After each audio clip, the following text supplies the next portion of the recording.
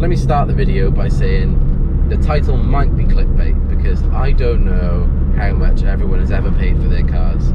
And this is the cheapest one that I could find on Facebook that was close enough to be reasonable and also was in one piece, so I didn't have to do any fixing. It was just ready to go on the road. Okay, now we're good. Let's go.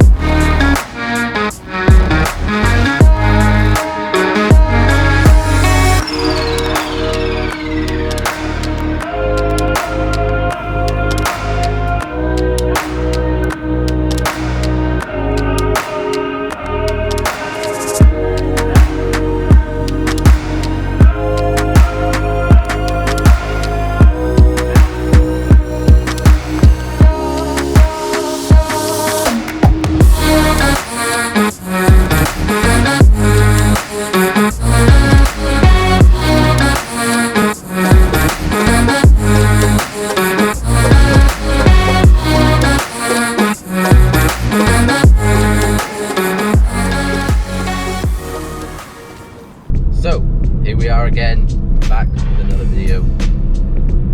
This time, it's about this car I just bought last week. And if you couldn't tell already, it's a Fiesta ST.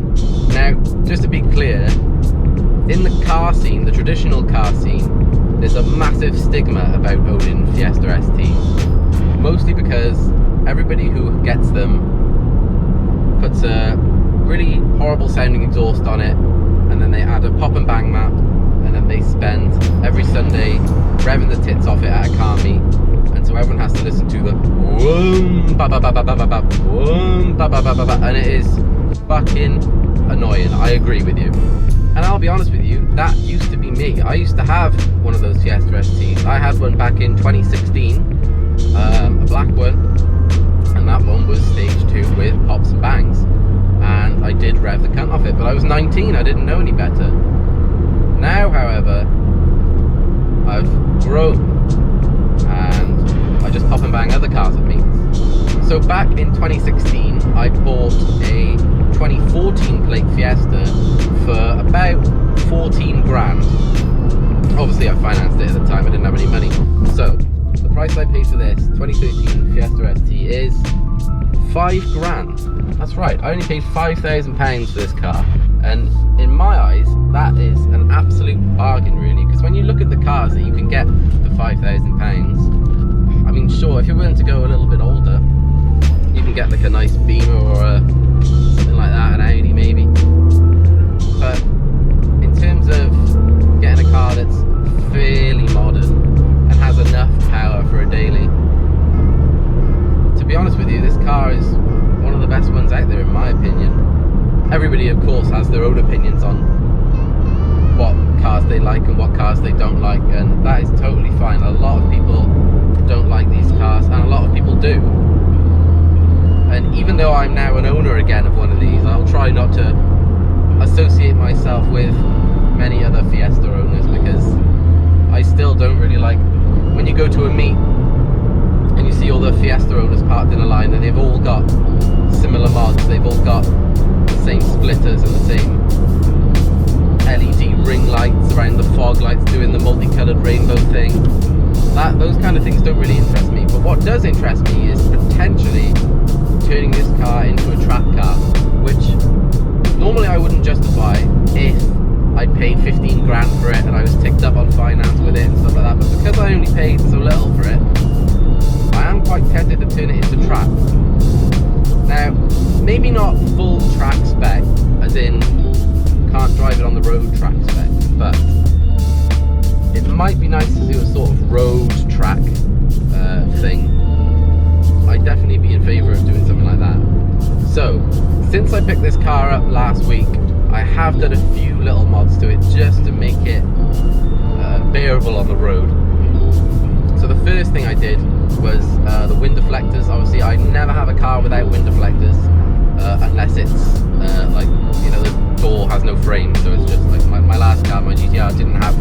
frame for the door, so there's nothing to put the window deflectors in.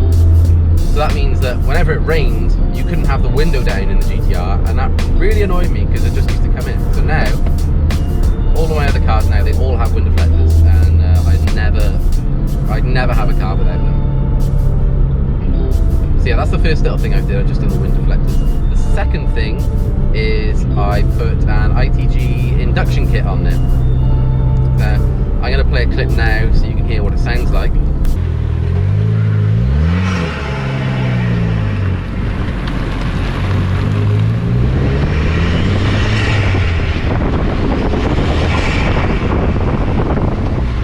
There you go. Hopefully that sounded alright, who knows.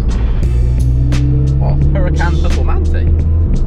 Yeah, so I normally would have bought that second hand, but because the ITG comes with like 3 little brackets that you need to bolt into place, I bought that new because I'd rather just have all the bits than have somebody lose all the bolts and lose the brackets and me try and buy it off them for 50 quid, whatever. So the ITG was about 200 quid, I think, 250 maybe. And to go with that, I also got a remap for the car, which is the Voodoo VP2351 Plus.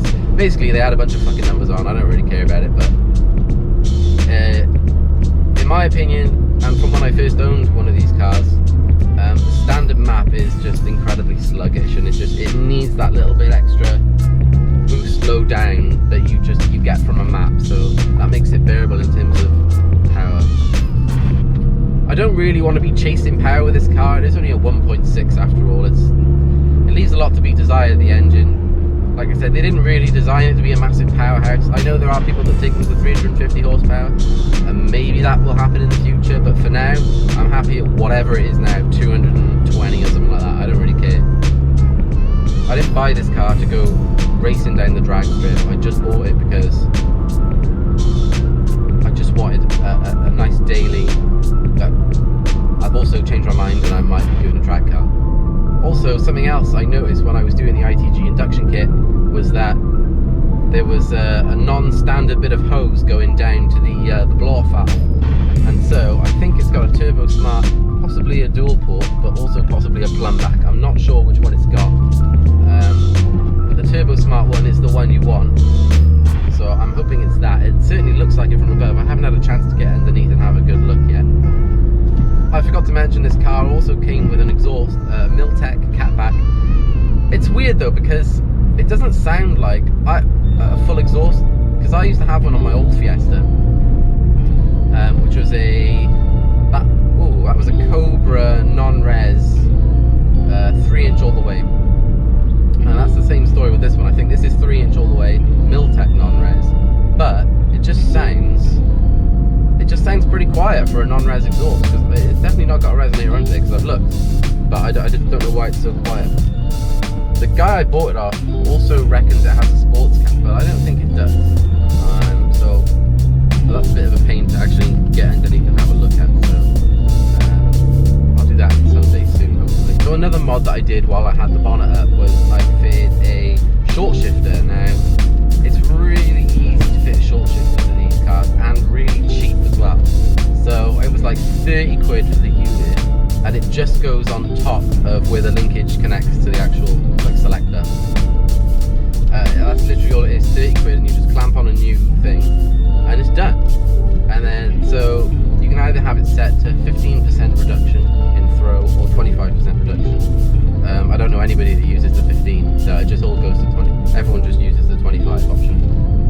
And that, to be honest with you, I mean, the gear stick feels really good in new Fords anyway, but yeah, it actually feels really nice now, and like when you do a shift from like 3rd to 4th, it's just really satisfying that it's such a short throw. So yeah, I am actually quite excited for this car and what it can do, because it's not a bad little car for the road, to be honest with you.